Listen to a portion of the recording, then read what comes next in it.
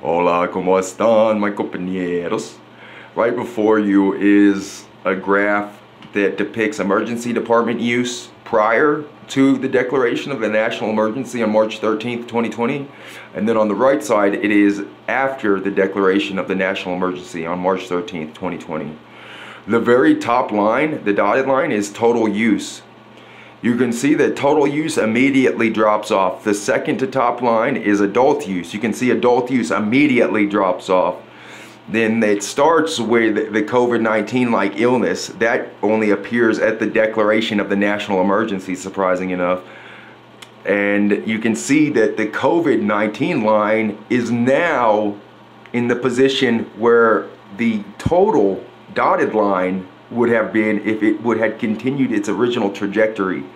So the absolute bait and switch. One of the most disheartening things of this graph is the pediatric line that dictates and shows that youngsters are getting a lot less attention. They're getting a lot less attention and a lot less care. I want to show this real quick.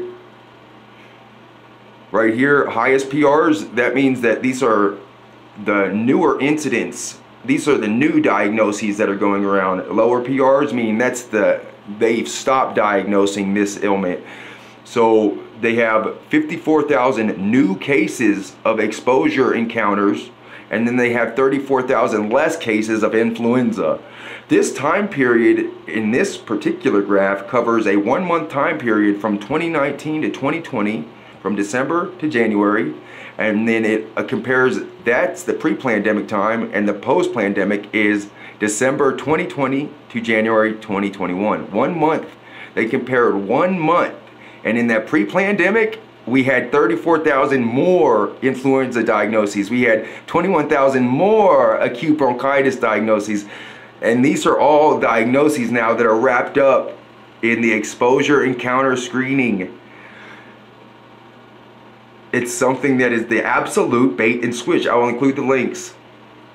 Once again, this is another chart that dictates pre-pandemic and post-pandemic changes in the number of weekly emergency department visits amongst youngsters. These are for kiddos, and preventable or in prevalent ratios by diagnostic category.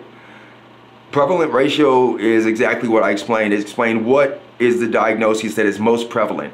And for youngsters, the most prevalent diagnosis is the exposure encounter screening or contact with infectious disease. And they're no longer being diagnosed with influenza. They're no longer being diagnosed for acute bronchitis.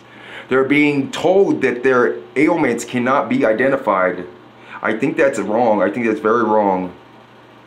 It says exactly what's wrong here in the summary. It says, during what is added by the report, emergency department visits during December 2020 and January 2021, that 1 month period,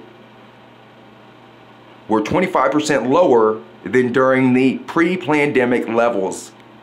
So if we're having a pandemic, would you not think that the emergency department use would be